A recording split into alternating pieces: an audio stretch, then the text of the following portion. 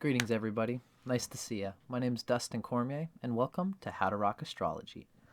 Today, we are going to be delving into a sign combination that I happen to be involved in myself. This is Pluto in the 8th house, or the sign of Scorpio. In my case, I was born 1991. I am part of the generation of people who had Pluto in Scorpio, which I believe was from about 1983, give or take, retrogrades, etc., to about 1996-ish. Welcome. Thank you guys so much for coming. I'm excited for this one because I have lots of energy things going on, in my chart related to Pluto, to Scorpio, and also just to Pluto in Scorpio. So I'm excited to be talking about this today. We are going to be reading from Pluto, The Evolutionary Journey of the Soul by Jeffrey Wolf Green. This book has always been one of my favorites. One of the reasons I'm excited about today is because I've already delved into much of this chapter in my own personal reading, and I'm excited to talk about it because this is an exercise for me in the deepest esoteric image of human consciousness in the context of evolution and soul evolution and metaphysical growth. In this chapter, Jeffrey Wolf does a great job. It's a long chapter. It's like probably going to be 2 hours long. And he goes through these very visceral depictions of the duality of Scorpio, which is remaining myself, having a solid self to remain from, but yet knowing that there's power and self to be realized. There's more of myself to find out in the world. I can't isolate myself in a little cave and become the power that I seek to be, or that I seek to realize. I need to involve myself in the world, in groups, in other people outside of myself. Once you do, you see something that you want to be as Scorpio. We want to merge with the symbol of power that we know is something we can't control. We have no power over, because that is a glimpse into the forces and realities beyond our limits. As Pluto in Scorpio, or Pluto in the 8th house, there's a deep desire to be absolved in the absolute force of power, of some kind of power. Being a channel for a power, ideally, or using an obsessive willpower to manifest an explosive volcanic feeling, an intense energy, which other people have to deal with and which we express and have to deal with in ourselves. This is the kind of energy that comes through with this. And the point is that at the same time that we are trying to embody the symbols of power that we see and that we are almost secretly jealous of, we want to embody. This can include death, but it can very deeply include people who we find more sexually enticing than us, people who just wield it for others without even trying. There's parts of us that see that in those people and want to become that. The problem is that most of the time when somebody does something like that works in a situation, they are doing it themselves because they just are it without trying. It's just, they've, for whatever reason, their karma has put them there. Now the Scorpio, the Pluto in Scorpio, or Pluto in 8th house person, sees it, tries to be it, and ends up losing a bit of themselves. And it's painful because it's embarrassing to let go of yourself, to reduce the dignity, to lose the dignity of being yourself in order to become somebody else. But we do it, we absorb the symbol of power that they express and represent, and we get to a point where we're kind of there, and then we find that there's more of ourselves that we could be, more of ourselves that we could integrate, and other symbols of power that we want to merge with next. It's like holding onto this platform, merging with that thing that you want to merge with, and then it's like, okay, now you're here. But another metamorphosis will always be coming. Another transformation, another snake skin will always be shed, because this is what it is. We as Pluto in Scorpio, and Pluto in the 8th house, are seeking that transmission of power, whether it's coming from us or coming towards us, something bigger than us. We're seeking it, and it's going to make us dissolve into something new, and then to dissolve into something new, and to dissolve into something new. And at the end of it all, hopefully, if Pluto is well placed, if Pluto's Lord is well placed, if everything related to self-realization, the moon, the 4th Lord, the 8th Lord, Mars, relating in some ways to Scorpio, if, these things are well placed. Also, we're going to talk about the South Node, the North Node. These are all Jeffrey Wolf Green's conception of what makes a stable Pluto. Or, a Pluto that can make this energy work. If all these things are in place, after all the dissolving, resolving, dissolving, metamorphosizing, we find within ourselves the connection to the ultimate source that we've been seeking in exactly the perfect way. But we stand on the precipice of painful transformation energy coming to us while we still hold some kind of vessel. Because Pluto in Scorpio can be so obsessive compulsive with transforming into the symbol of power it seeks that it becomes an acid that dissolves the container that holds it. You don't want to throw the baby out with the bathwater, as the old Indian saying goes. Don't throw, when you seek to dissolve yourself into the symbol of power that you want to become, don't forget that it's the you that needs to do that. You need to become these symbols of power from within your nature. And you won't always do that in this incarnation. Just ideally, eventually, you'll see how to connect the inner power to something in reality where you can channel it properly, satisfyingly, constructively. I digress. That was my own little introduction here. It's already a long video, so I think we should get into it, ladies and gentlemen. I'm just going to turn my phone off here.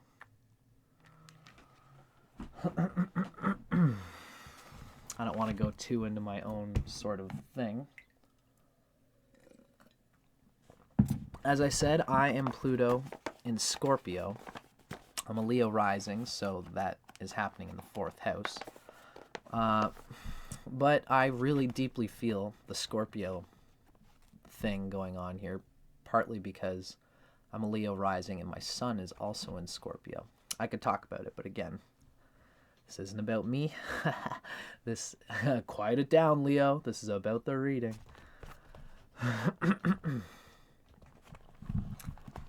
This is, thanks for being with me through that little introduction there, folks. I don't think that there's anything else that I'm leaving out here. I guess I should say this is going to be a long video. You're going to see it in the timestamp anyway, so I'm just going to rock and roll. This is Pluto in the 8th house, or Scorpio.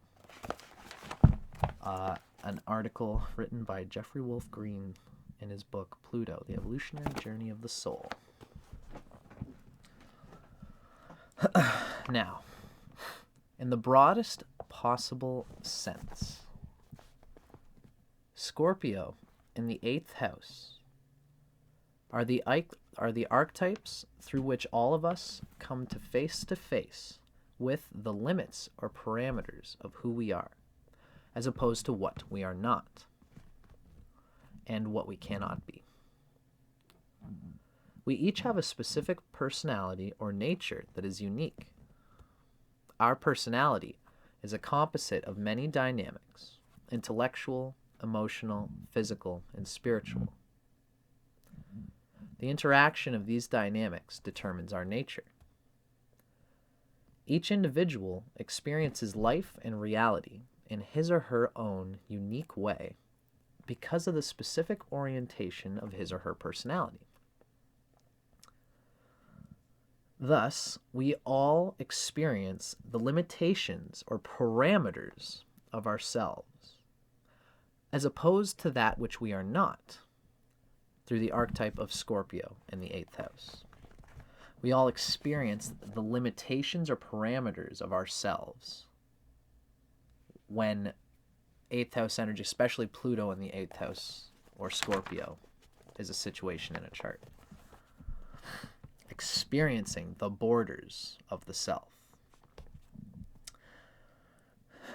Now, because the essential evolutionary impulse is to grow or evolve, individuals with Pluto in the 8th house have necessarily desired to transform their personal limitations by forming relationships to anything that symbolized what they needed or desired in order to evolve beyond their personal limitations. This process implies something that they are not, or do not already have. That symbol of power, that symbol of what you want to be. Thus, these individuals in this incarnation have experienced power and powerlessness as a result, by becoming the power and also by feeling that you are not the power. The experience of power comes from that which these individuals already are, what they know and have experienced. The experience of powerlessness comes from that which they are not, what they do not know and have not experienced. Now, the prior evolutionary impulse of Pluto in the 8th house or Scorpio demanded that these individuals experience their limitations while simultaneously metamorphosing those limitations to attain greater levels of personal growth. In other words, let me say this again because this is an important one. The prior evolutionary impulse of Pluto in the 8th house demanded that these individuals experience their limitations while simultaneously metamorphosing those limitations to attain greater levels of personal growth. Experience their limitations while simultaneously metamorphosizing to attain greater levels of personal growth. In other words, they cannot simply acknowledge that they have a limitation and sit back and say, oh, well, okay, folks, that's it, no more. A limitation is something always to be penetrated. It's like there's an ego complex there that just says, no, I will not be boxed in my self, in my power.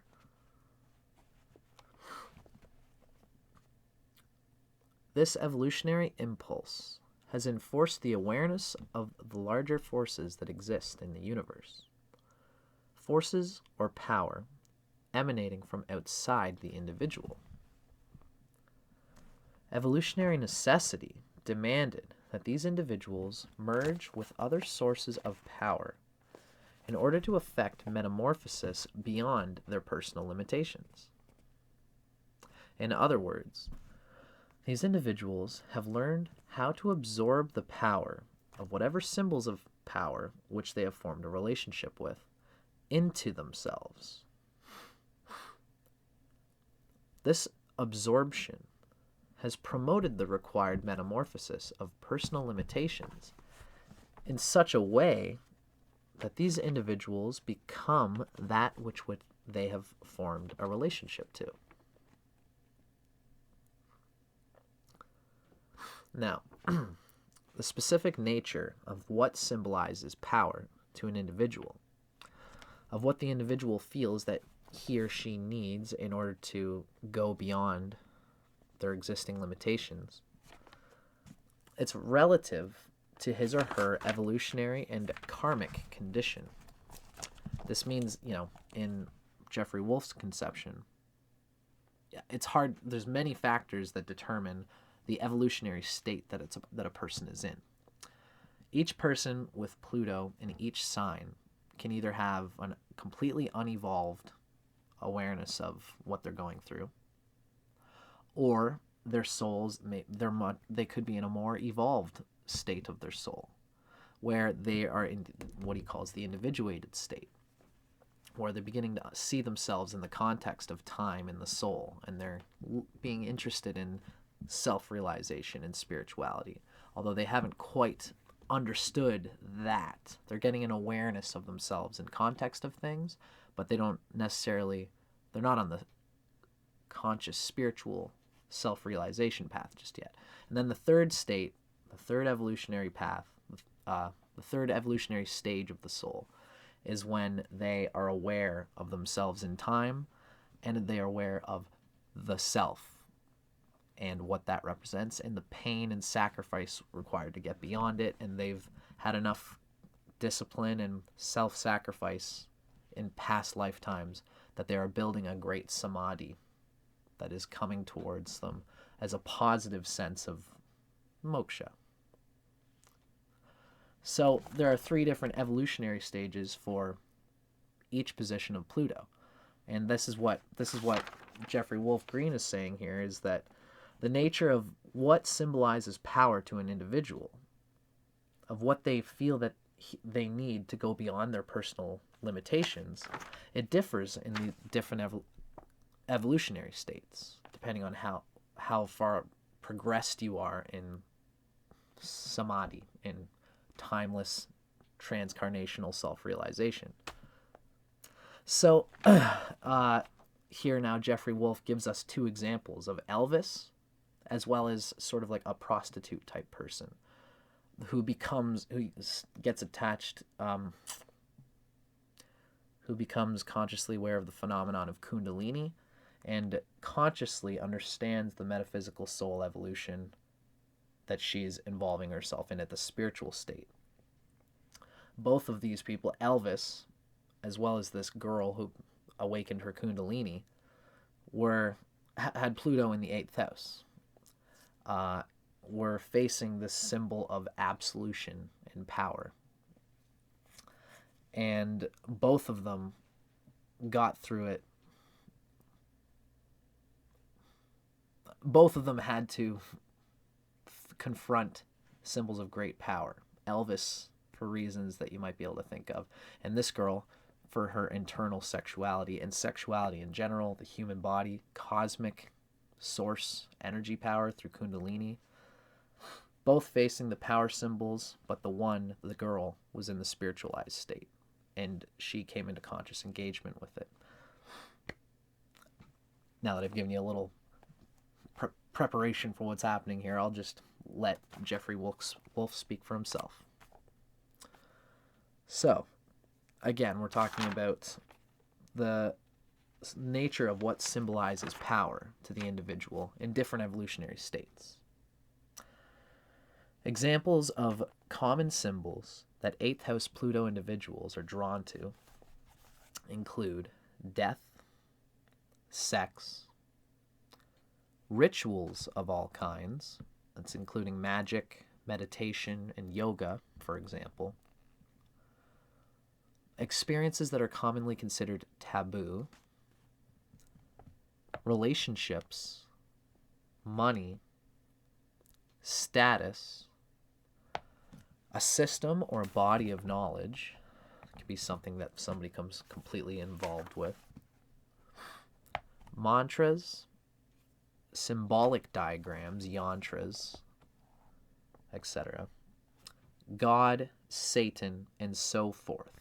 These are all 8th house symbols of this power that often are littered in the lives of people with Pluto in the 8th or in Scorpio. Uniting the self with the symbol promotes an alchemical fusion that permits transmutation of an existing limitation. Each one of these lines I want to say twice, but I'm just going to keep rolling here. An intrinsic problem for 8th house individuals with respect to their need to unite with these kinds of symbols is one of compulsion. As an example, Elvis Presley had an 8th house Pluto retrograde in Cancer, and he breaks down a little bit of his chart here. Elvis Presley's 8th house Pluto was conjunct the South Node in Leo. Must have been right on the cusp. As well, Pluto was trine Jupiter in Scorpio, and it was opposite to Mercury and Venus in Capricorn. So that Pluto in the 8th house of Cancer was opposite to Venus and Mercury in Capricorn in the 2nd house. Now, it is well documented that Elvis Presley had a compulsive and morbid fascination with death and what death symbolized. Many 8th house Pluto individuals have a subconscious death wish. Death is obviously a power or an inevitable force that is larger and stronger than the individual from an esoteric point of view. So we must deduce from Presley's case that he had subconscious guilt patterns that fueled his death wish and his compulsion to tempt death through drug use and his overall lifestyle.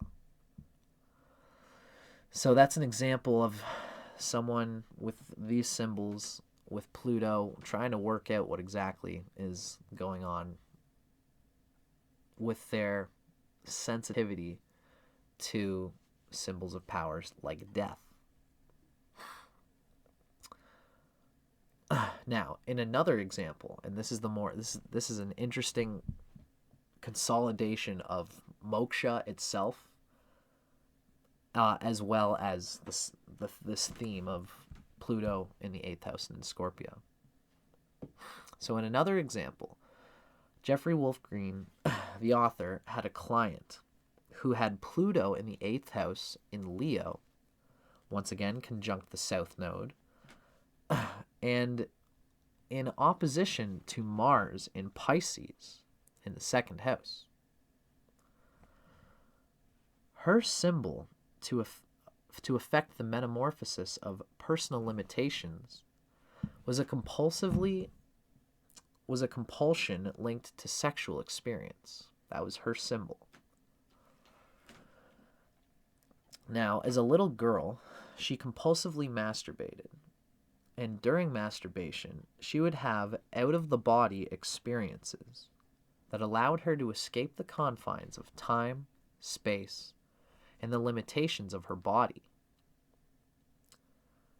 As an adult, she compulsively sought out one sexual partner after another, and in her own words, was seeking to extract the power of my partners into myself so that I could have more power myself. On another level, she was trying to effect transcendence or death of the ego through sex. Yet, she was not consciously aware of this motive until it was verbalized for her during the counseling session with the author, Jeffrey Wolf Green. Once it was verbalized, this woman began to have personal insights that allowed her to stop the compulsive sexual experiences that had dominated her and her consciousness. Now, this didn't stop the sexuality, because sexuality is not bad in and of itself.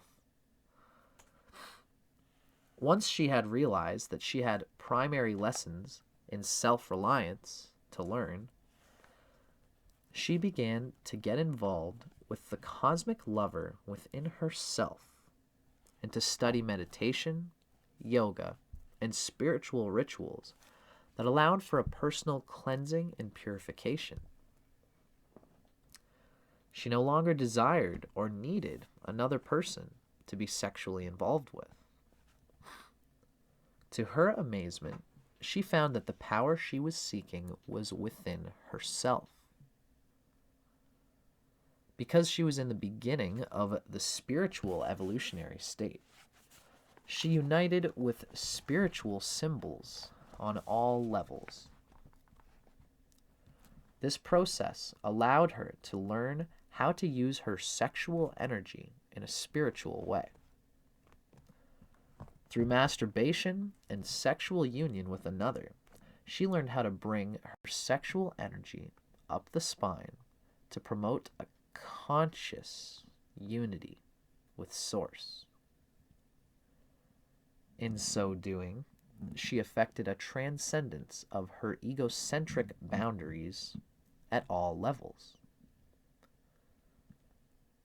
By learning this inner self-reliance, she naturally drew partners to herself who reflected this same dynamic.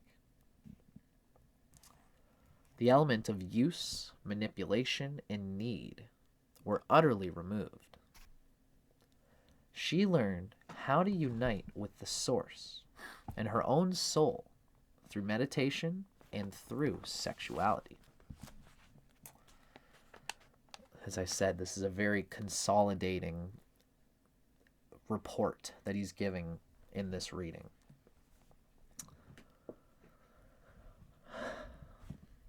Now, the experience of power and powerlessness, of transforming limitations through the relationships formed with the symbols of power,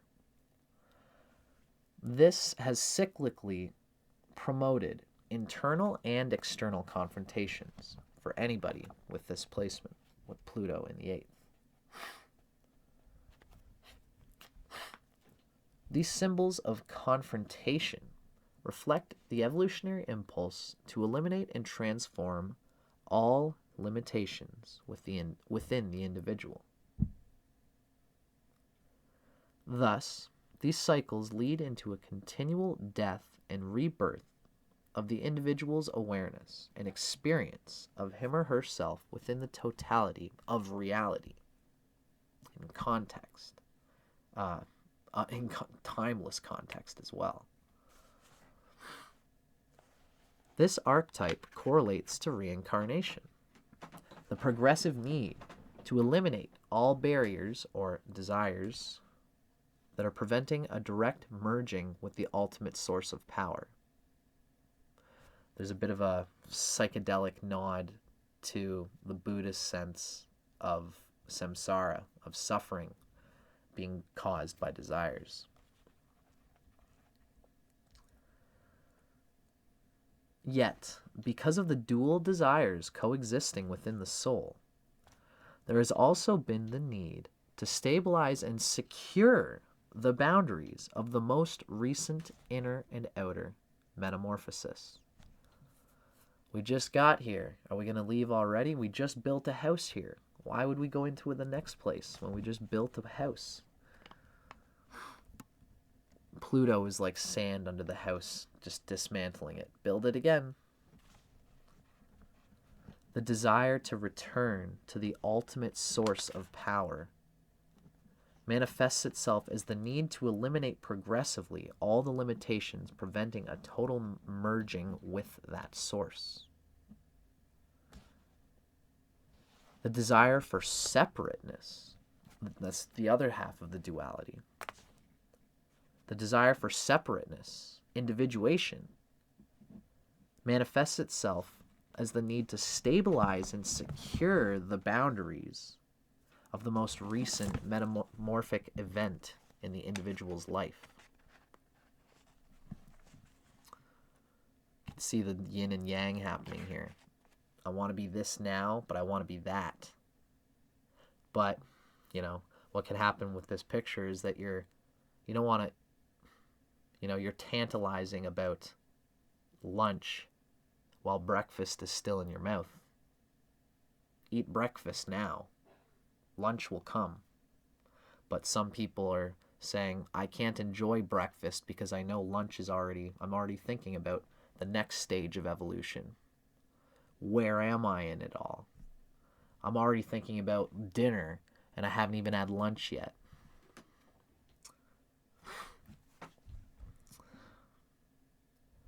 The most intense conflict of the dual desires of the soul occurs when Pluto is in the 8th house or in Scorpio.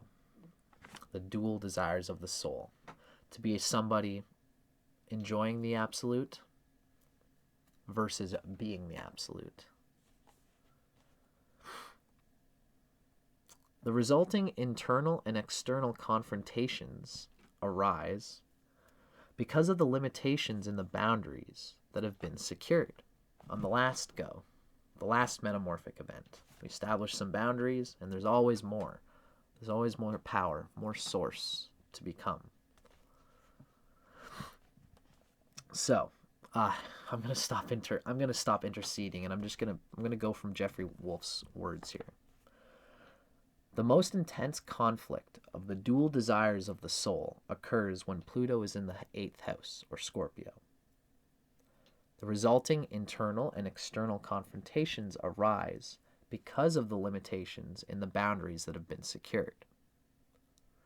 These boundaries have become areas of stagnation that block further growth. The intensity of the confrontations has been and will be in direct proportion to the degree of resistance that manifests itself through the desire for separateness. Resistance occurs because of the perceived threat to existing security patterns, which are based on how the individual is relating to his or herself, to others, and to reality at any point in time. This is who I am. This is what I know. This is how I've constructed, organized, and interpreted myself and life in general. Again, the existing security patterns reflected in this way are a direct result of a metamorphic event which has occurred at a point previous to the existing security patterns.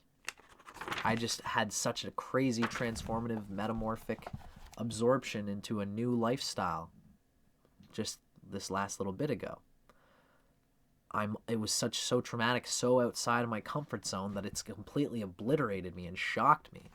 Now I'm in a new one from that. I got to this place of power that I wanted to hold, and I'm finally there. The more settled I get into that, the more painful it's going to be when I realize that there's a new reality to manifest again. Sand has wiped out that house from underneath you again.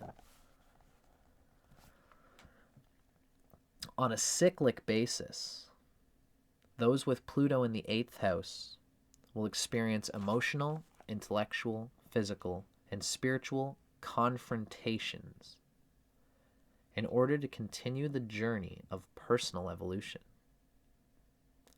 The resulting metamorphosis, in whatever way it is experienced, reflects the fact that the desire to remove limitations, preventing a total merging with the ultimate source of power, has the upper hand, whether the individual likes it or not, whether one individual cooperates with it or not.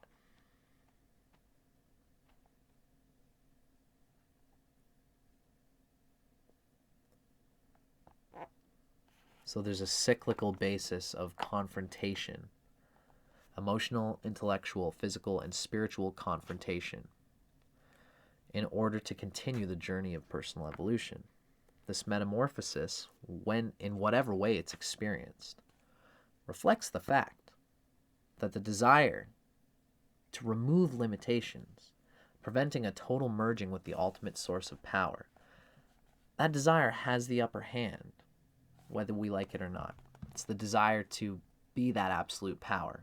It's always has the upper hand. You're always going to go for the hard next transformation.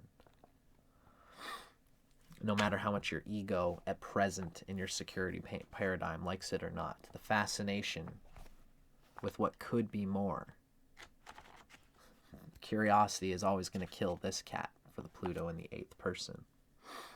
But that death might only be a death of the ego at present. The function of confrontation also serves to produce inner psychoanalysis and an understanding of a why we are the way we are. This knowledge can be applied to a specific moment in an individual's life. It can also be applied in a holistic way to discover the individual's essential behavioral patterns and orientations that control his or her entire life. And it can be applied to the whole of humanity to explain human consciousness in an archetypal way, as Carl Jung attempted to do. Thus, in the broadest possible sense, the 8th house in Scorpio are archetypes through which the human species examines and psychoanalyzes itself. Why are we like this? Why do we function this way? Why? As a Pluto and Scorpio person, I understand this as my intrigue with astrology in a lot of ways, and Pluto. On an individual level, it is the need for each of us to ask the same questions. Why? What's it all about? What's the narrative of human evolution and soul consciousness evolution? Why am I in it? Where am I in it? What is it? Thus, the confrontations experienced by 8th house Pluto individuals promote personal as well as transpersonal knowledge. Very psychedelic. Because of prior life experiences and orientations, those with Pluto in the 8th house will come out of the womb asking why. Why life? Why death? Why this feeling? Why this emotion? Why this desire? Why did this happen? Why did they do that? And so forth. These individuals have been desiring to discover the bottom line of any situation that they have experienced and focused upon. The inner basis of why they work and function the way they do, and why others work and function the way they do. You know, it's interesting to me that you always got to think that the 12th house from any sign is the root of that sign. It's the platform upon which that sign becomes what it is. Now, everyone considers Jupiter and Sagittarius to be the planets of philosophy. Sagittarius is like the forms through which philosophies come through. The root of Sagittarius is Scorpio, which is the experience of why philosophy and metaphysical truth is so. So it's interesting that Scorpio can be quite the philosopher in a way, although Sagittarius is the one who prattles about philosophy from an armchair point of view. Well, the Sagittarius experiences it too. They've still got that Scorpio emphasis. The 12th house is a part of the sign. So Sagittarius lives it as well as talks about it too. But Sagittarius is talking about it and living it at the same time, whereas Scorpio is really living it, experiencing it, absorbing themselves into it. A sort of live first, ask questions later. But the questions will be asked for sure. But, you know, Scorpio is the root of that philosophy of Sagittarius.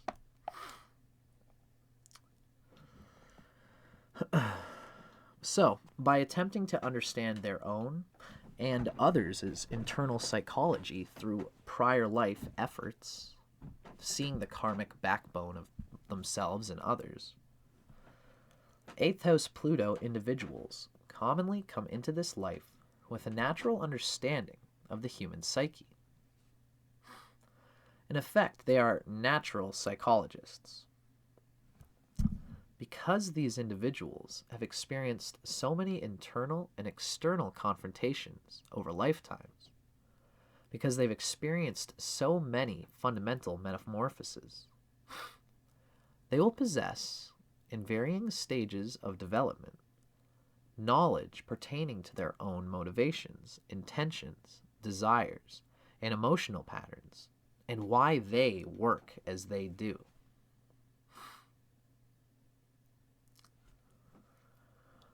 The natural evolutionary condition or state of an individual will determine to what stage this knowledge has evolved, right? Against the three evolutionary stages, right? So for those in the unconscious, the herd state, this knowledge, this self-knowledge, can be limited to themselves and those closest to them. In this state, this limited knowledge is normally some form of homespun psychology that cannot be expanded upon or applied beyond their own immediate environment. In addition, this stage of development will reflect conventional psychological wisdom that is a byproduct or distillation of collective homespun psychology that has evolved over a length of time relative to a specific culture that is collectively defined. For those in the herd state who are moving toward the individuated state, the second evolutionary stage where you're considering yourself in the context, this conventional psychology will be applied to everyone.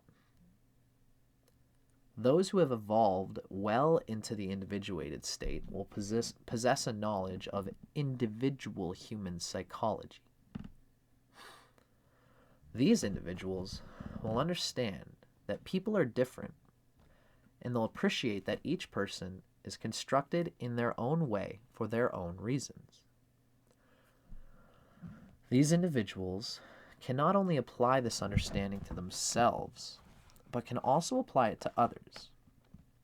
They will necessarily question, confront, and challenge conventional and accepted psychological knowledge. It can make for quite a rebellious sort of pioneer. Those that are in the individuated state, yet moving towards the third evolutionary stage, moving towards the spiritual state, will possess knowledge of the essential psychological archetypes that symbolize and motivate human consciousness in general. They will understand themselves and others in this way. Individuals who have evolved into the spiritual state will possess knowledge of spiritual psychology that incorporates spiritual archetypes into the understanding of self as well as to those around them.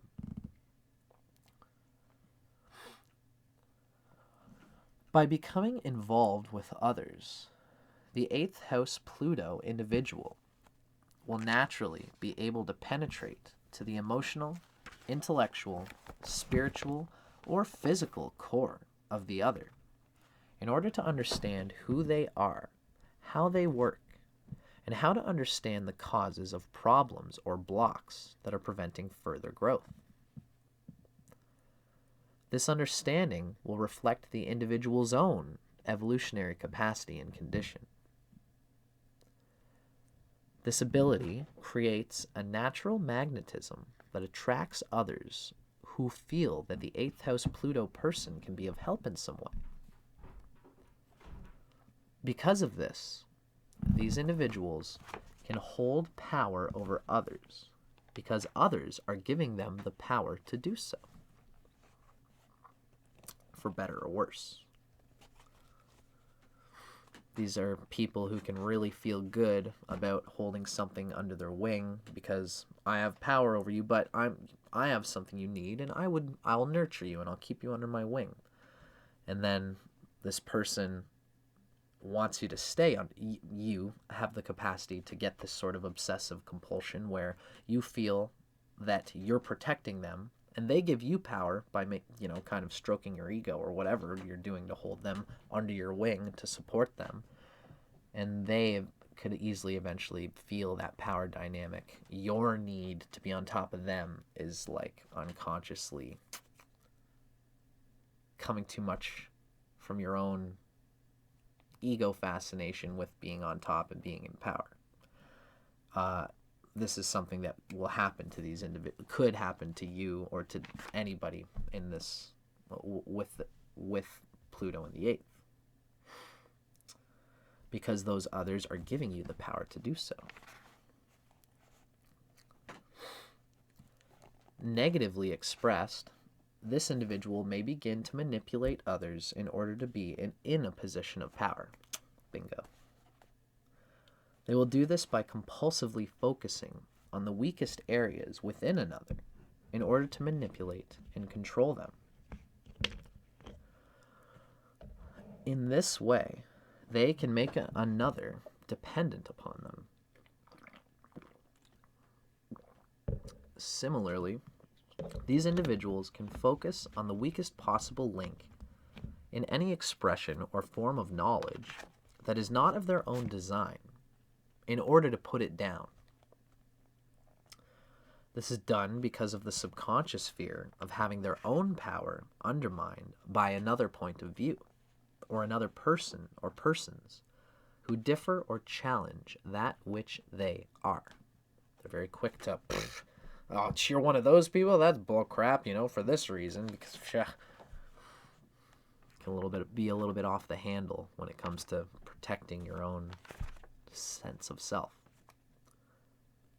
Now, positively expressed, these individuals can use their natural psychological knowledge to understand and motivate others.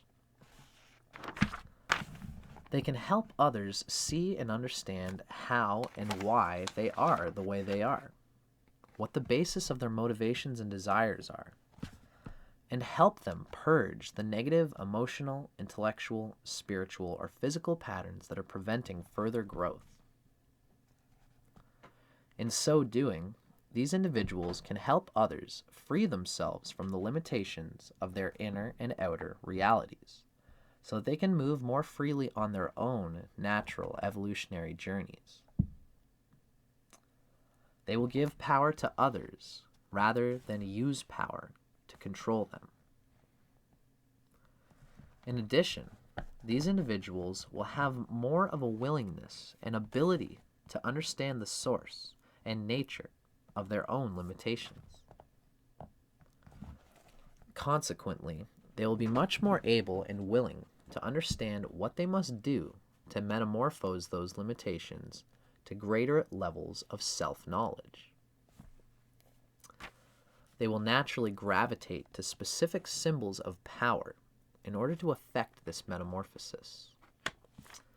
It's interesting to me, I would key in here in my own and say that, whatever is the planet which rules the 8th house for this Pluto person, wherever the 8th house cusp falls, as well as the sign that Pluto's in, whatever is the planet that rules that, for example, if it's in the sign of Gemini in the 8th house, Mercury's position would show whether they have the capacity to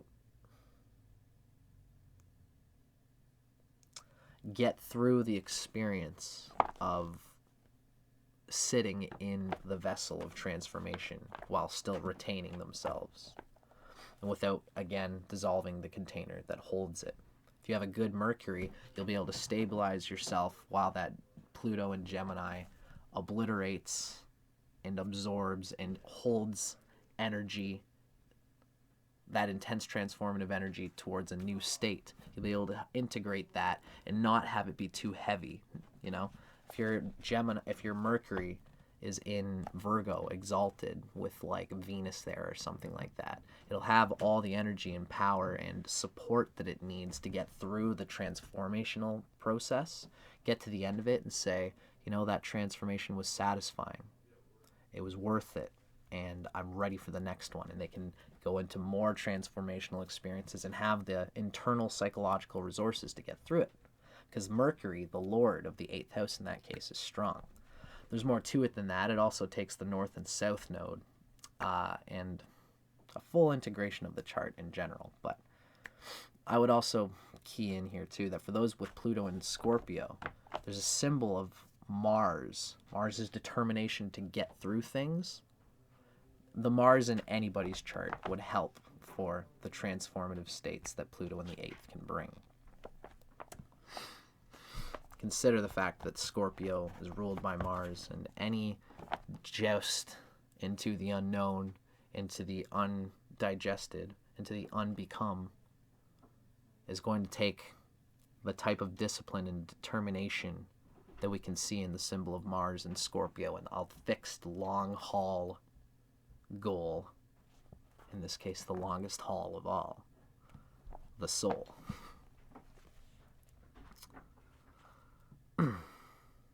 Now, a key point to understand at this juncture is that if the 8th house Pluto individual reacts negatively to transforming the limitations of his or her own egocentric identity and power, then the motivations, approach, and the symbolic sources of power will be very different from those of an individual who has reacted in a positive way to this evolutionary necessity.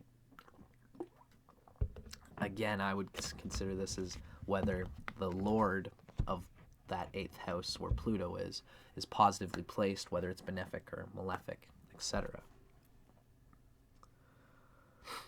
So whether the individual has affected a negative or positive reaction to this transformational energy, the actual symbols of transformative power will reflect his or her evolutionary condition.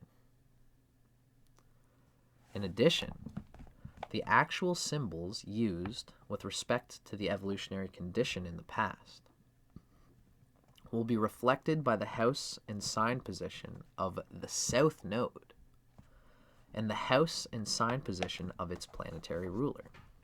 Now we're going to get into some very Jeffrey Wolf Green specifics here. You might want to watch the introduction to this series on Pluto if you want to really grasp the bare bones specifics that Jeffrey Wolf Green is about to get into.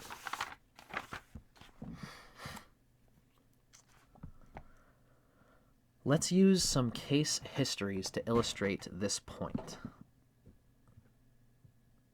So he's saying the actual symbols of transformational power that we absorb ourselves to and we become absorbed in will be reflected by the house and sign position of the south node and the house and sign position of its planetary ruler.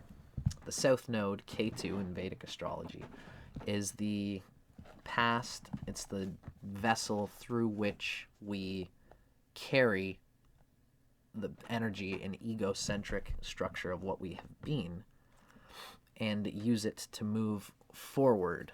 It's the shows whether we have the capacity to hold enough energy, like a castle.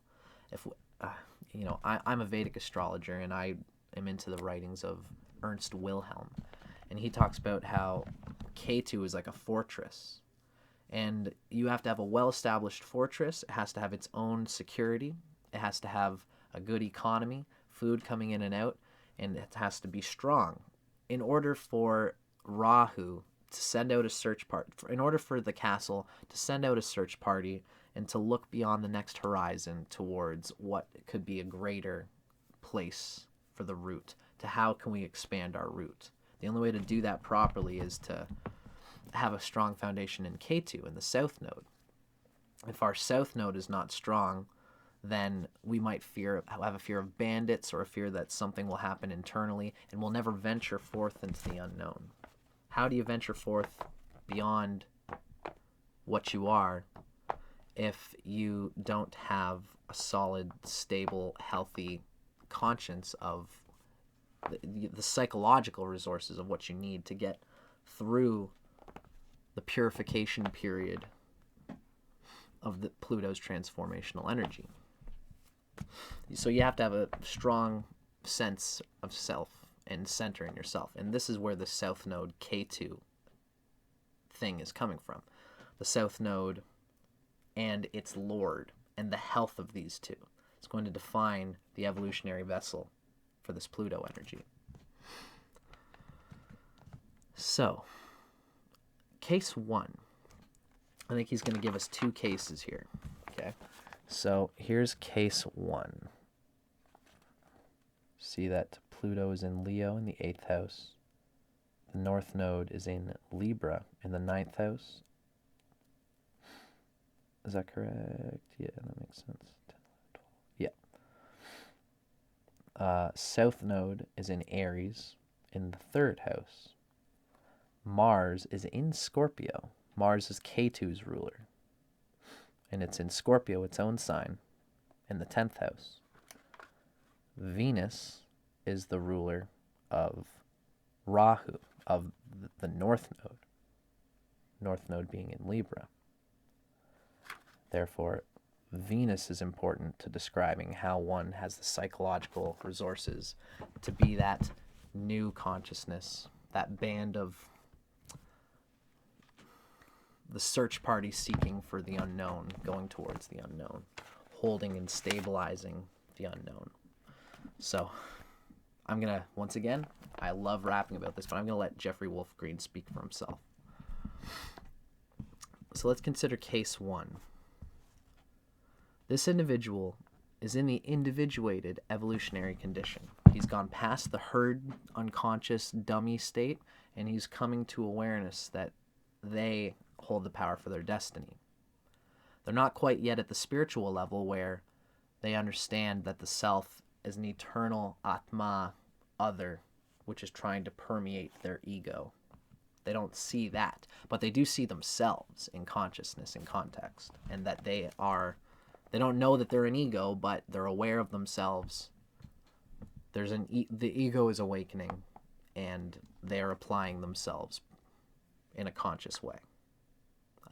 Right? So, this individual is in the individuated evolutionary state, the 2nd evolutionary stage. Pluto is in Leo in the 8th house. The South node is in Aries in the 3rd house. Now, the South node's planetary ruler, Mars, is in Scorpio in the 10th house. The symbols of transformative power for this person were ideas that explained the nature of personal and social reality. Ideas probably coming from the 3rd house, Ketu being in the 3rd house of Aries.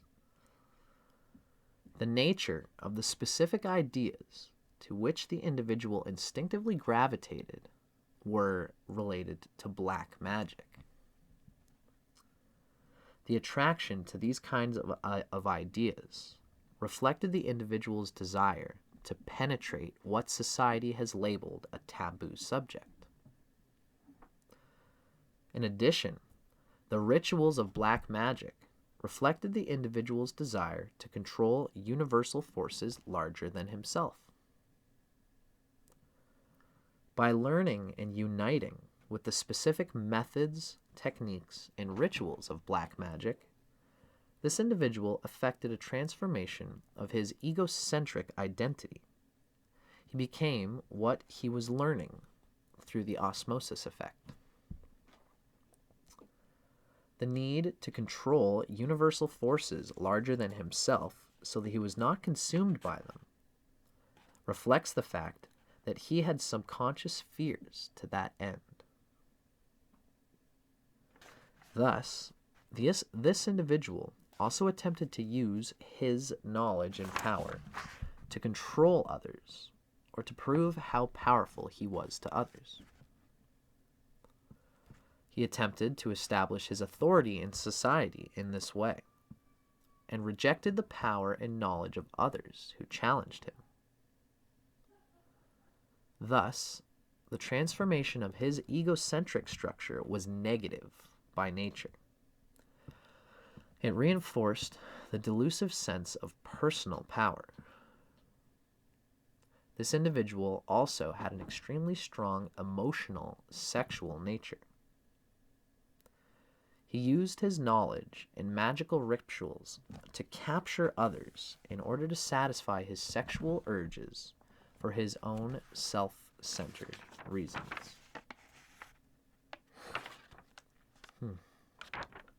Yikes. Now, case 2. I'm going to say the symbols first, and then I'm going to show the picture, and then I'll say them again. Case 2. Now, this individual is in the herd state, in the unconscious state. Pluto is in Cancer in the 8th house. The south node is in Aquarius in the 2nd house. And its planetary ruler, Uranus, is in Taurus in the 5th house. This should be an interesting one. I mean, I would consider that Saturn is a more important ruler to Aquarius than Uranus, but that's because I'm a Vedic astrologer. I digress. You can see here that Pluto is in Cancer in that 8th house, and the North Node is in Leo, also in the 8th house. Aquarius holds the symbol of the South Node, the past life orientation, and most importantly, Uranus, which I'll go with Jeffrey Wolf Green's thing here. Uranus, as the Lord of Aquarius, is in the 5th house of Taurus. And that is what's holding the sense and the symbology through which this person's going to try and grip the reality of Pluto in the 8th.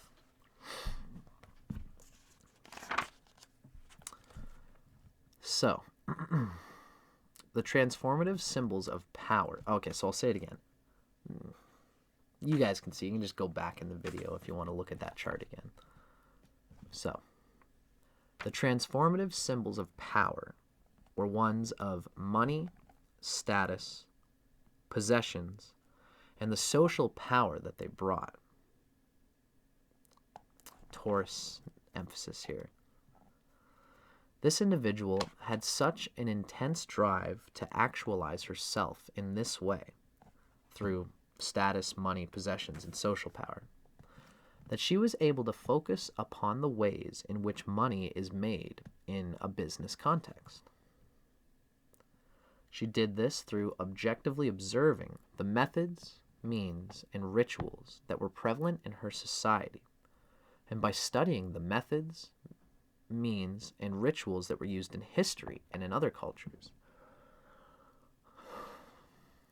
In this way, she came up with new ideas about business practices and a new kind of business that fulfilled a social need that was not currently being addressed. These new ideas came from within herself. By uniting with the transformative symbols of power, money, wealth, status, and possessions, she was able to actualize her desires via the mode of operation and the facilitation of that mode of operation. So she created a business that made tremendous amounts of money because it fulfilled a social function that was not being supplied. And because of her own revolutionary business practices in how to manage, use, and invest money. That's what got this through. So she became relatively famous in the process. And she was the center of her own universe. Everything revolved around her because of her social and financial power. People catered to her whims because of their own ulterior motives. She totally identified with these symbols because of the security that they brought on an emotional level. We could see why there's like a negative neural framework happening here where people are just using her and she's in a state of security in kind of an utter chaos of other people's ulterior motives. But on the positive side, she gave money to charities and she started business schools to help start others upon the path that she considered most important. Now, moving on from those two case studies, although I guess he keeps them in mind. Pluto in the 8th house, or Scorpio, demands direct experience of any form, source, or symbol of transformative power.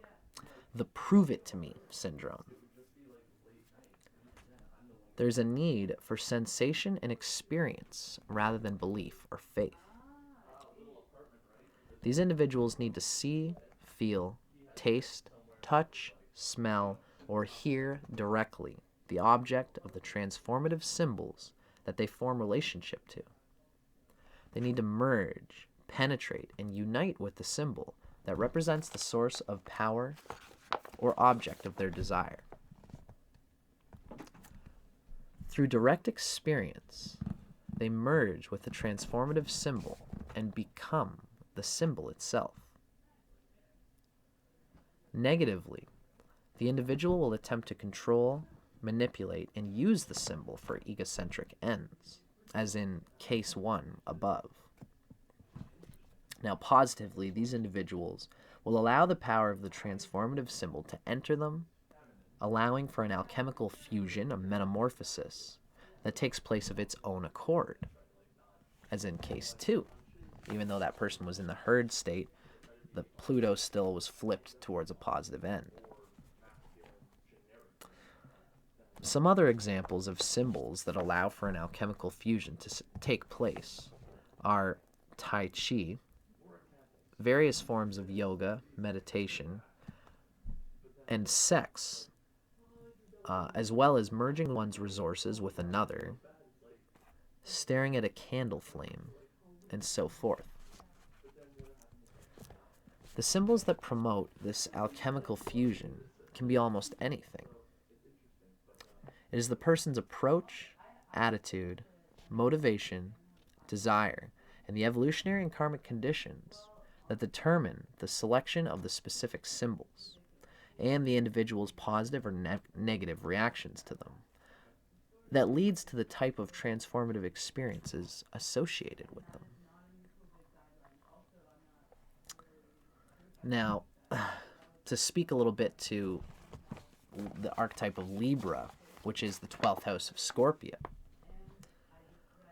In the 7th house and in Libra, the evolutionary need, this is kind of seeing Pluto's progression through the signs as an transmigratory evolution from previous past lives. Now, in the 7th house and in Libra, the evolutionary need was to initiate a wide variety of relationships with other people in order to learn lessons of individual relativity and objectivity. In addition, it required that the individual learn lessons of individual relativity and objectivity. In addition, it required that the individual learn lessons of individual and social relativity and objectivity. That's a lot. And how to relate with others in a variety of ways so that an inner balance in the true essence of their individuality can be realized. In this way, these individuals learned who they were and who they were not. The individual also learned what his or her essential needs were in a relationship, and they learned how to listen so that he or she could give to another what they needed. In the 8th house, or in Scorpio, the evolutionary intent has demanded now that the individual learn how to make choices concerning whom to be involved with and whom to commit in a relationship. Individuals with Pluto in the 8th house have been learning to choose from among a variety of people another individual who resonated with their own needs, desires, karma, emotions, and their souls. In the 7th house and Libra, the individual was learning what he or she needed in a relationship. Individuals with Pluto in the 8th house know what they need and have been learning to make the appropriate choices when presented with this many opportunities. Others who do not reflect these needs and who do not resonate with the individual will be excluded. At a core level, among other needs and karmic issues, will be the need to either seek out a relationship with another who symbolizes something that the individual desires because of a perceived need that is not being met, or to seek out an individual who is looking to the 8th house Pluto person as a transformative symbol in his or her life. In either case, various degrees of use and manipulation will occur in order to gain that which is needed. In addition, either case implies emotional dependence. Because of the evolutionary need to unite with symbols of transformative power, in this case, another person, let me say it again. Because of the evolutionary need to unite with symbols of transformative power, in this case, another person, we also have sexual union as a function of this kind of relationship. Sexual union can create a mutual penetration and bonding of the souls. It can create a metamorphosis of personal limitations because the two individuals have physically and symbolically penetrated each other. Is it not true that after sexual involvement with another, that the person is always inside of us in some way?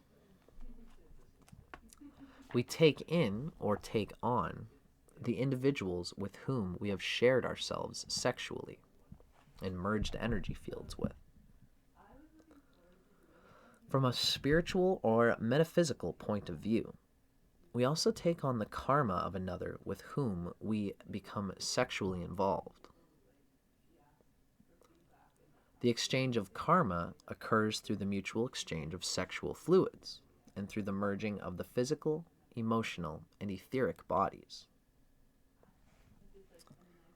In this way, a merging of the souls occurs.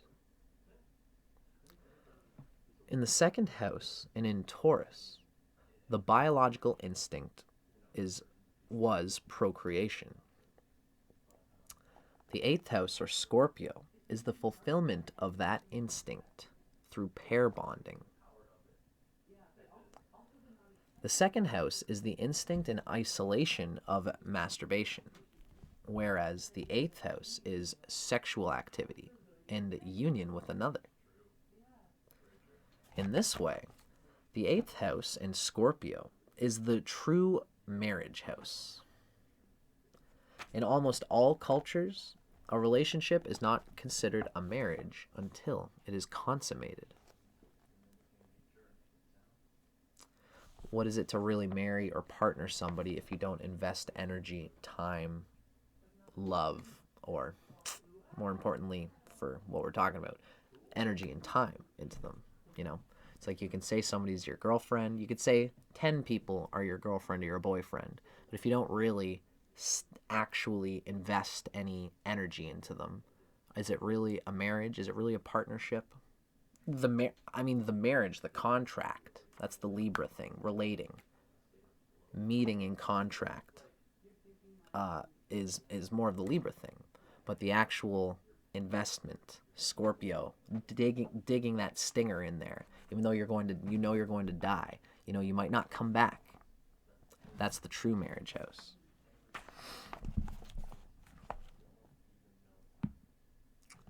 That death and dying and you might not come back, that's really just knowing that you're going to invest and sacrifice and devote time and energy into somebody which you might not get back. If it's the right thing and a proper thing and good love, then it will come back. But obviously, if it's love, then you're not thinking about the reward or the result. In any case, that's where that scorpionic symbol of dying, knowing you won't come back. That's why the eighth house is the true marriage house. It is the doing of the commitment that is Libra. The inherent evolutionary and karmic problem generated by the eighth house Pluto is based on using or manipulating another in order to have one's own desires and needs met. Because of the ongoing evolutionary necessity for growth and metamorphosis, the needs and desires in the eighth house Pluto individual also keep changing. Thus, the relationships formed in this way are usually maintained only as long as the need exists. The duration of the relationship is different in each case, different with each person. Once the need has been fulfilled, there's no further use for the relationship. It has reached a point of stagnation or non-growth from the perspective of the 8th house or Scorpio Pluto person. At this juncture, these people face an evolutionary dilemma. On the one hand, the desire and need for commitment exists. On the other hand, there's the desire and need to grow.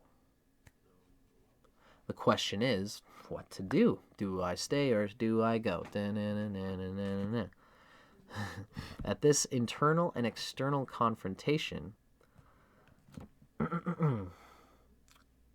as this internal and external confrontation intensifies, the demons of temptation will manifest themselves within the individual.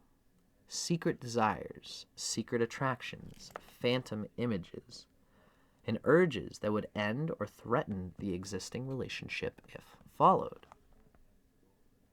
This inner process naturally reflects itself outwardly in the form of sudden attractions to other people or situations that the individual feels a desire to pursue. Now, these temptations can have tremendous power because they symbolize change. Often, many of these people do not understand what is happening or why.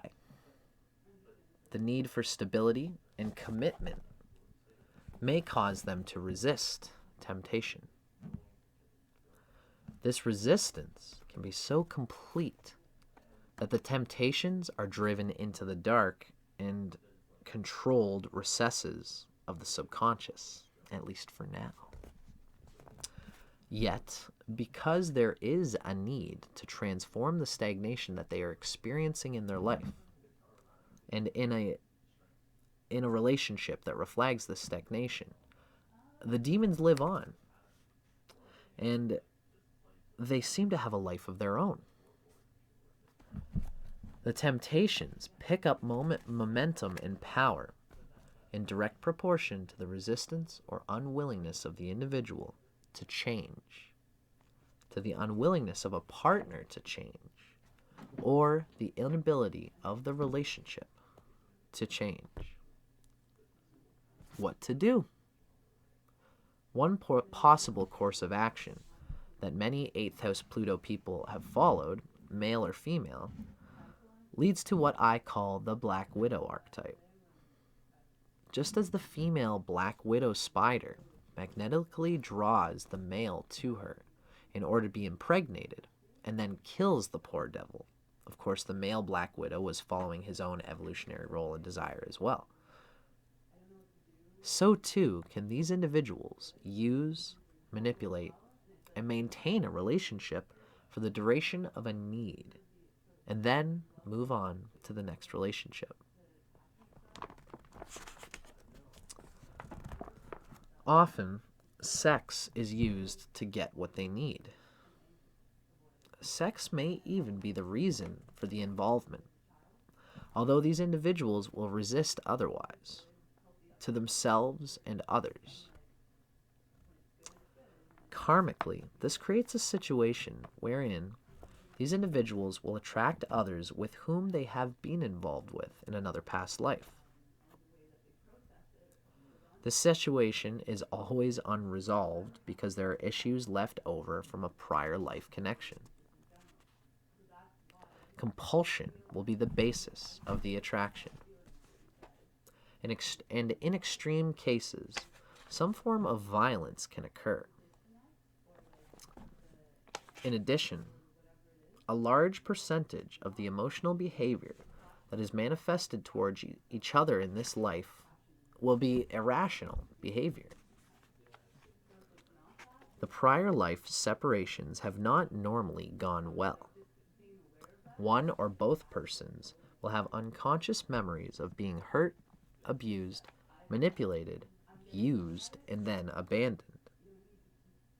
In a typically negative 8th house Pluto way, the need to get back at the other creates this kind of irrational behavior that is vindictive in nature normally.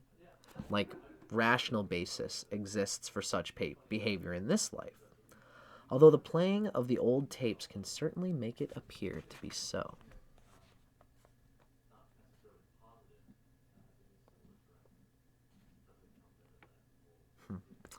Another course of action that 8th house Pluto individuals have followed, male and female, leads to what Jeffrey Wolf Green calls the Die Hard Archetype, maintaining a situation to the bitter end, resisting all impulses or temptations to change. This situation ultimately promotes complete emotional withdrawal and an almost catatonic way of coping with their own life and life within the relationship. This course of action will not only be a reflection of the evolutionary need and desires to learn commitment, but will always occur with another with whom there have been prior life difficulties and or leanings. Thus, there is a need to fulfill this prior life karma in this kind of rather often painful way. The ethics on this are out relationship-wise, because this Pluto and Scorpio individuals often find themselves, like, there's probably a lot of incels that come from this camp who feel like they are waiting for some perfect person, or that they just don't energetically blend with anybody until they meet somebody with whom they're sexually compelled from this past life need to use or be used by them. At which point, one or the other person feels that they're being used. The partner of you, the Pluto person, might just sacrifice and devote themselves to you, and you might kind of not deeply love them, but you're inclined to be sexually connected to them from this past life orientation. And once you get that out and you use them for whatever it is that you're using them for, the stagnation occurs, the temptations overpower and become heavy, and you find out that you were using that person. You're abusing that person from the beginning, unconsciously and somewhat consciously, and at the same time, while that's going on, it's painful and unethical seeming at some heart of it, and you're trying to just ignore the fact that it's a thing. But at some level, you might not have gotten to the state of love, self-acceptance, self-realization, knowledge of the partner who you do want to be with. You might not find all these things unless you go through this experience with that other person. Confusing. This is why Jeffrey Wolf is saying that, thus there is a need to fulfill this prior life karma in this kind of way. I'm just going to write some down here for a moment.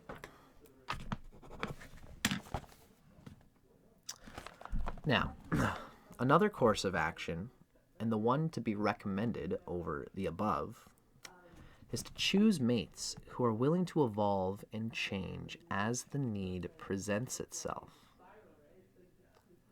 The 8th house Pluto individual should be willing to experience life as an open-ended proposition and to be willing to risk that which constitutes security. It's just what it is with Pluto and Scorpio. Got to be able to just let it all go and dive into something at any moment. Those following this course of action can learn how to communicate or release that which is promoting problems, stagnation, blocks, or temptations. They can learn how to do this for themselves and thus do this within a relationship. This release promotes individual growth and the growth of the relationship. There are no more secrets. They can learn that some of the demons are actually angels that have assumed the form of demons because of their own fears. That some of the impulses and desires are legitimate and relevant to the individual's growth, whatever those desires are, and wherever they may lead. This is the funny trick here. In this kind of relationship, the idea or phenomenon of soulmates could be realized. However, strictly speaking, soulmates must have a spiritual foundation upon which their relationship is based, and to which all that is inwardly and outwardly experienced is referred. Cool. The essence of a soulmate relationship is to promote the spiritual development of each person because of the relationship. The confrontations and growth pains occur, of course, yet they promote growth rather than degenerating into recriminations or vindictive, cruel, or mean behavior toward one another. Now, until this third course of action is adopted by the 8th house Pluto person, the other two courses of action will promote negativity. Because one or both partners may feel that they have invested themselves totally in the other, when unexpected problems or confrontations arise or one person leaves, negative behavior can result. It's a painful... I've got Pluto and Scorpio, and I've had these kinds of experiences. Remember that these individuals can have unconscious memories of this kind of activity from other lives together, which conditions their behavior in this life. All that the 8th house Pluto individual can act upon is a desire for revenge, an eye for an eye. In varying degrees of intensity, this one motive and desire can create the basis for the karmic connection which can exist between this person and others. Every intimate relationship that an 8th house Pluto individual has with another will be based on a prior life connection. This will apply to all evolutionary conditions and all possible karmic patterns and requirements.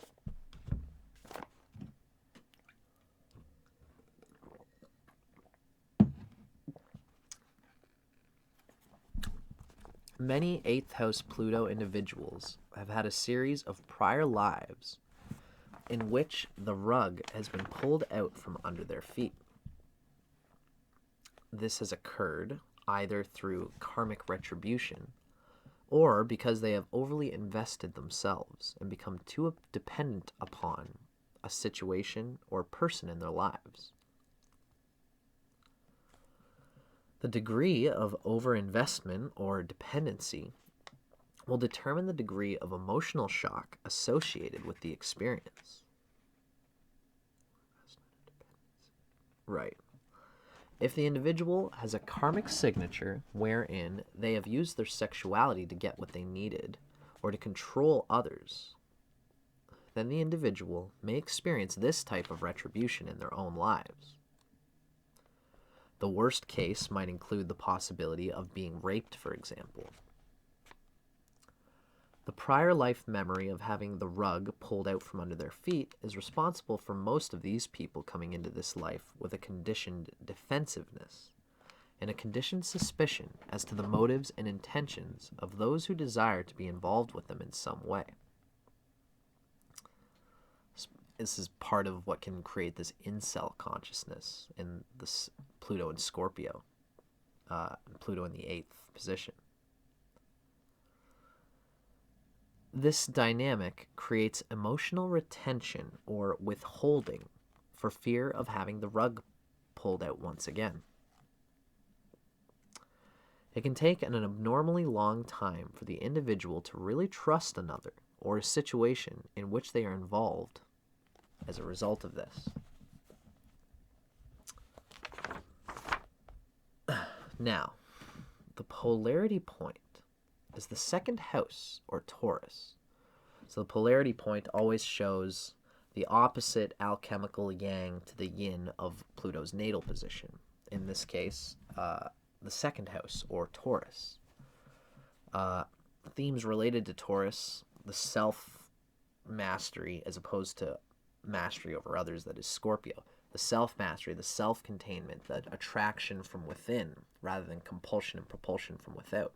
These Taurus themes need to be integrated within the Pluto and Scorpio individual without losing the essential power, the essential identity, the essential spirit of the Pluto and Scorpio position. Jeff Wolfgreen is going to explain this now.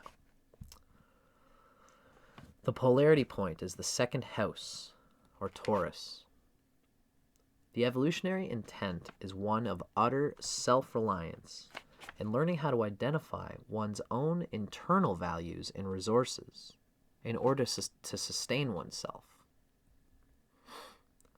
On this basis, these individuals are learning how to minimize compulsive dependence on anything outside of themselves.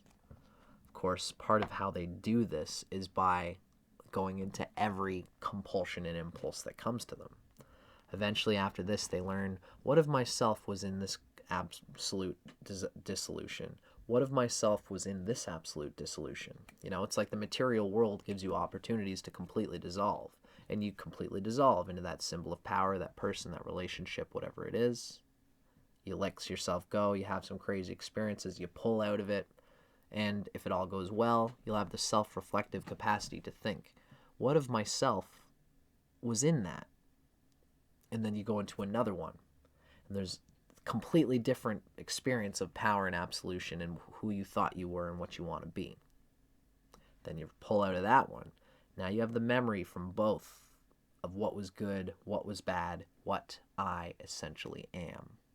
And what happens after all this? Eventually, we learn how to identify our own internal values and resources in order to sustain ourselves, not needing others. On this basis, again, these individuals are learning how to minimize compulsive dependence on anything outside of themselves. They are learning how to look within and use themselves as the symbol for their own personal transformation. The evolutionary intent demands that they progressively learn to simplify their lives. Do make it more basic. Thus, it is important for these individuals to affect relative isolation from the impact of the external environment, to look within and examine the whys and wherefores of their own existence, their own compulsions, their own nature. In this way, they will learn how to identify who they essentially are versus the pieces of themselves that are actually other people with whom they've been karmically linked through relationships in this or other lives. This karmic linkage is associated with the osmosis effect of sexuality and the uniting of themselves with others on an emotional, intellectual, and spiritual level. In this way, they can discover the core of themselves and will learn how to sustain themselves by identifying their own personal resources. By so doing, they will become emotionally, intellectually, spiritually, physically, and sexually self-sufficient. They will learn how to participate in a committed, growth-oriented relationship in a non-dependent, non-compulsive way. In this way, they will naturally attract another who is also self-sustaining by nature. They will transmute the karma of manipulation because the need for growth will not be linked to or dependent upon external situations or persons. These individuals will learn how to make consistently correct choices as to what to involve and what not to involve themselves with. In addition, all potential misuses of power and sexuality will be completely eliminated. Walking upon the road of self-reliance, they will dance to their own tune. The tune of themselves will permeate through them, and they will not dance to someone else's tune. They will dance to their own tune. This evolutionary intent will allow these individuals to face the limitations implied in the totality of their natures and make the necessary adjustments to allow for additional growth. This intent will either be desired and consciously developed, or it will be enforced through the necessary karmic blows or shocks. In the example of the individual discussed earlier, who identified with the transformative power symbols of the occult and magic as a means to control forces larger than himself, and thus to control others. The North Node was in Libra in the 9th house, the ruler Venus in Aquarius in the 12th house. In this life, this person did gravitate to these old patterns again, but he experienced the karmic backlash of total rejection and isolation by others. It's that Venus in the 12th house. All the magic he tried to use on others turned back upon himself. The demons of the underworld haunted his consciousness and dreams, controlled and dictated his thoughts. He heard voices calling to him to do this, that, and the other thing. He ended up a paranoid schizophrenic, locked away in a mental hospital. He had no power and was at the mercy of the psychiatrists who controlled his life. This kind of emotional shock will provide the karmic balance that he needs in the long run. Conversely, the woman who had Pluto in Cancer in the 8th house with the South Node in Aquarius in the 2nd house, and the ruler Uranus in Taurus in the 5th house, she ended up leaving her businesses and schools in the hands of others. She let them run themselves because she realized their limitations concerning her own growth and needs. With that North Node in Leo in the 8th house and the Sun, the ruler of the North Node, in Pisces in the 1st house, she made a complete break and sought out volunteer work with people who were dying. She assisted them and her families and donated large sums of money to hospice programs throughout the United States. She allowed herself to be paid money from her own business concerns, but only enough to get by on. It's quite a story of self-sacrifice. We can see between these two who's getting more satisfaction from this Pluto dynamic in the long run. As the 8th house Pluto individual evolves into the 2nd house polarity and integrates the Taurus 2nd house polarity, the transformation produces individuals who are self-motivated. They will be able to encourage and motivate the growth concerns of others with whom they come into contact in an utterly non-manipulative way, and will not allow for others to become dependent upon them. They will encourage others to strip away all the layers of conditioning that have dictated their behavior and orientation to life. In so doing, the 8th house Pluto individuals will encourage others to realize their own individual essence and to sustain and apply themselves on that basis. Their intrinsic capacity to identify the essence of whatever issues or areas of life that they focus on can now be used to penetrate, discover, and solve the mysteries of life for the betterment of themselves and for others in general. that was basically our reading of Pluto and Scorpio in the 8th house. Now I'm just going to finish up with a few common characteristics of Pluto in the 8th house or in Scorpio. This includes intensity on all levels, a deep radiating core of power. They can be very fixed and stubborn.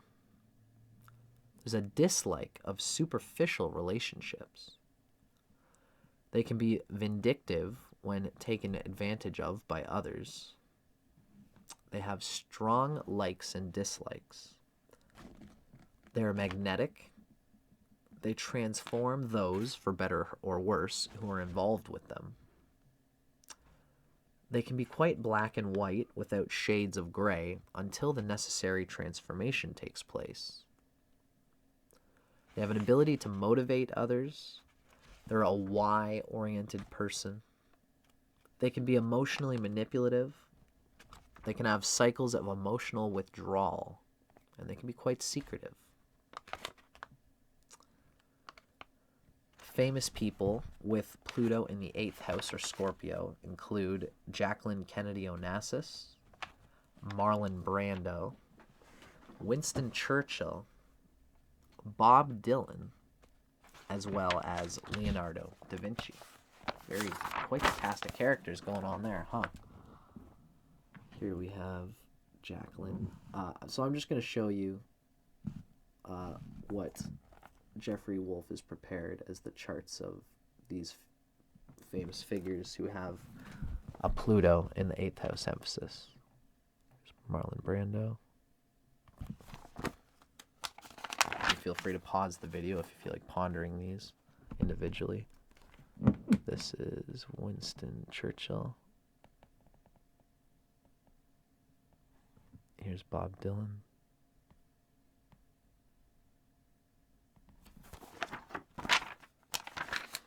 And finally, I don't know how accurate this is, but according to Jeffrey Wolf Green, this is Leonardo da Vinci's chart. Pretty cool if that was real or if it is real.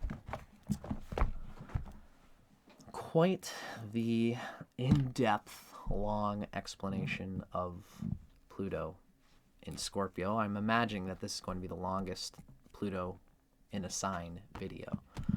But it makes sense.